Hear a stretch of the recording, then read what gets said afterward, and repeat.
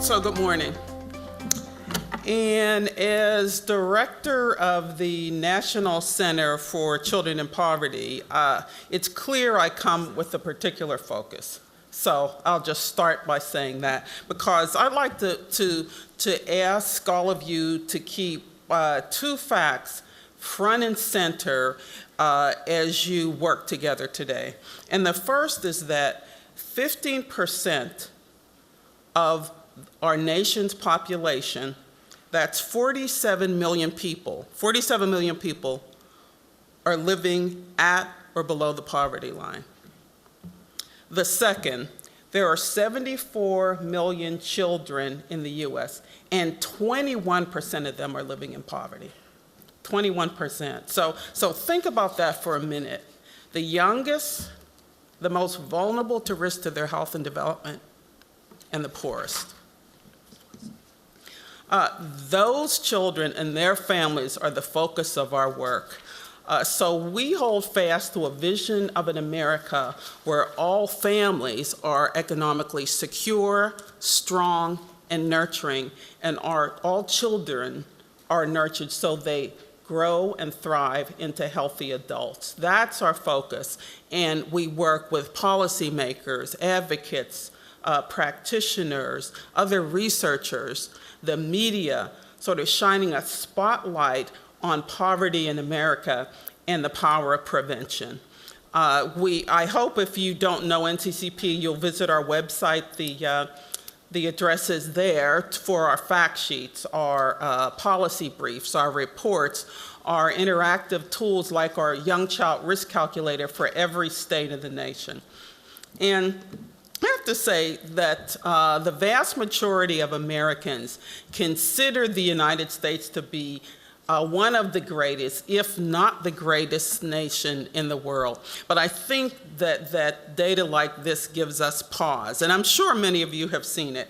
But as you can see, the United States ranks 34th of these 35 economically advanced countries on relative child poverty. It's below virtually all of Europe, Canada, Australia, New Zealand, and the poor US ranking is a clear indication of our economic inequality. And that's the reason why the US ranks between Romania and Bulgaria, despite the fact that we're 6 times richer than Bulgarians or Romanians. And so when we shift the focus and look just at the US, we can see the geographic concentration of poverty and the increase of poverty over time. And so I try to avoid lots of stats and numbers, but so for example, for a family of 3, you're at $20,090 for an annual income, $20,090. And the most vulnerable among us are those who are living in deep poverty. And by deep poverty, we mean $9 a day per family member. So now if we're talking about a family of 3, we're talking about $9,200 a year. And this map is part of a recently released report in January of deep poverty for children and families in the US. And so we're talking about 11% of children in the US in deep poverty, up from 8% in 2008. And so we're all well aware of the associations between poverty and child health. None of this is new to us, but again, all of this should be of concern to us. And this is just a reminder in the broadest way of what it means, the connection between poverty. And unfortunately, we don't know, intuitively we can imagine what this data would tell us about children in deep poverty, but here we're talking about middle class, near poor, and poor. We're talking about the kinds of proficiencies or lack thereof in kindergarten children. And because we can see here that there is a clear connection between deeply poor children and poverty, we have to think about this as well. And again, these data are in the report as well. And so the question becomes, what do we do? And one of the things that we know to be true, and we certainly have to keep front and center when we're talking about child poverty, it's not about just the child, because children do better when families do better. That's absolutely clear. And that if we're talking about addressing childhood obesity among low-income families, we're talking about truly trying to understand the decisions that are made to survive. And so this is just one example of the kinds of harsh realities that exist for these families, from difficulty of affording food, to being behind on the rent or mortgage, of having your utilities cut off, being able to have to make the decision between heating and eating, of having overcrowding, in any of the above. And when we talk about these kinds of hardships and these kinds of families, there's no question that stressors are in effect, and that it's no wonder that depression is also in effect. And so Bill talked a lot about adverse childhood experiences, and when we think about the poor and the intergenerational nature of poverty, these data should not be a surprise. And clearly, I just pulled, these are just 3 studies around poverty and maternal depression.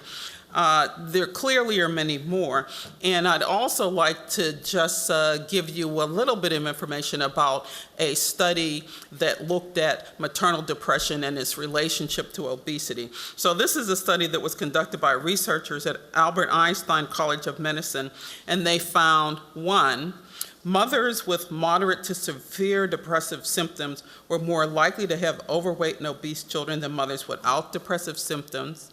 That children of mildly depressed mothers were more likely to consume sugar-sweetened beverages and less likely to eat breakfast than children of non-depressed mothers. Another, that mothers with depressive symptoms are less likely to set limits, restrict their child's food intake, and model healthy eating than non-depressed mothers. And finally, that children with depressed mothers have less sleep and outdoor playtime per day than children of non-depressed mothers. And so again, the question becomes, what does that mean and what do we do? Well, I just wanted to put this slide in to say it's a great thing to have luck, but luck is not going to take us far when it comes to figuring out what we can do and where we need to go to make a difference for these children and their families. And I throw this in no matter what I'm talking about. How cute is that baby? And so, you know, we've got a lot more than luck. We talked a lot about it yesterday. We have research and science and frameworks and models on which we can draw, including, of course, the CDC spectrum of opportunities. And we have proven and promising and innovative efforts on which to build. And I think to add to this mix is this expanded version of the Davison and Burt's ecological model of predictors of childhood overweight. And this one includes what the developers are calling emerging non-traditional factors, such as in utero influences. And then, so what holds promise? And I think we've had a lot that we've heard about yesterday that's been promising in government collaboration and potential additional funding. We'll see what happens with that. But there's a range going on of promising programs and practices. And one thing that I think is extremely important to think about, and I think despite the fact that perhaps no one said it yesterday, the importance of a two-generation approach, I think of much of what was talked about yesterday really does have a two-generation approach. And this is a great model from the Aspen Institute around what it truly means to have a two-generation approach. And NCCP really promotes it in terms of promoting the healthy development of children and the economic security of their parents. And one of the other documents that is will be in the Dropbox is a report that we published, I believe last year, about state policies through a two-generation lens. What we try to do is always look at policies and programs across all 50 states so that we can look to places where there are proven practices that have made a difference for children and families. There are promising ones, sort of pointing out the states that perhaps need to do a little bit more work.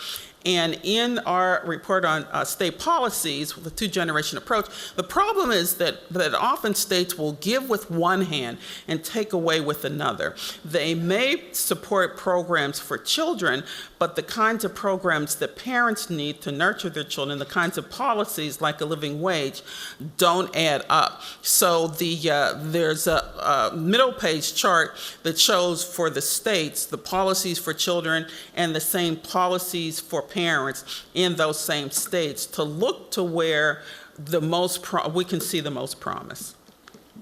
And so before I close, I want to mention two interventions. I was asked to say, what do you think is innovative? So this first one is, and I'll start by saying there's no data yet, but this first one is being conducted by research who are examining the efficacy of a primary obesity prevention program targeting the first year of life, and it's delivered by home visitors that engage mothers as what they're calling agents of change, to modify their behavior and their infants, and then to echo the training with linkages to neighborhood programs and resources. And I'm sure they had a very hard time coming up with that name so that it could be an acronym for ECHO.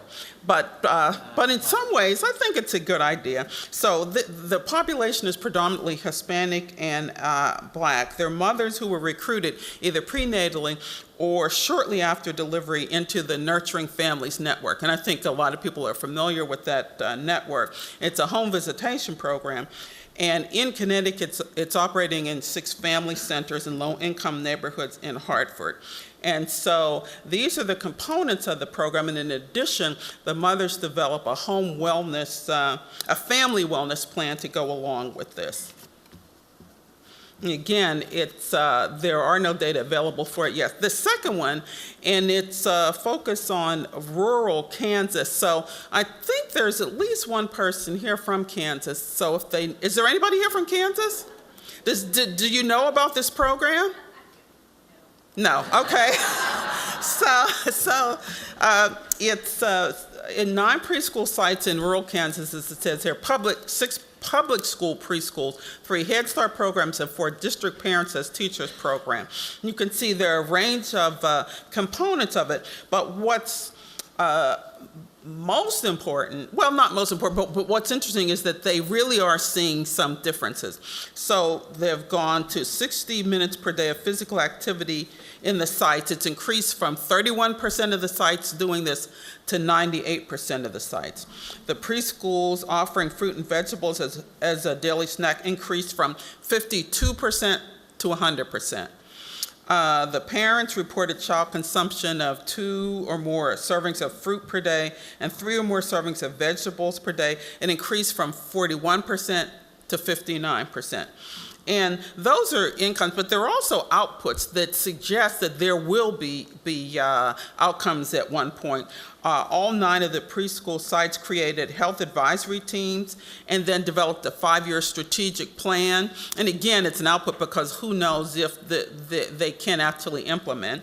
All 9 had offered policies for nutrition and physical activity, and all 9 dispersed nutrition and physical activity information to parents, and they were involved in the development of that information.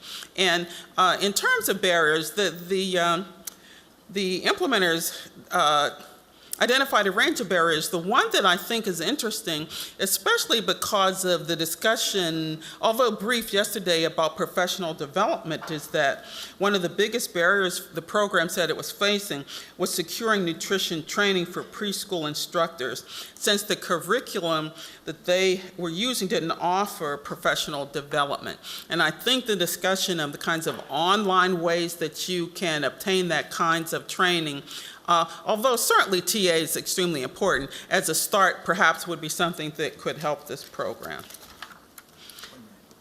And I have 1 minute, so I'm ending with what I'd just like to mention a few of what I think are potentially important new areas of research. recommended by these researchers, sort of the amount of social media influence is significant. And if we could look at the mother's child feeding practices as they're influenced by social media, that's an important, I think, area of continued research. Another is a cohesive definition of the term snack, and this is based on research among caregivers of preschool-age children in low-income communities of differential definitions of it.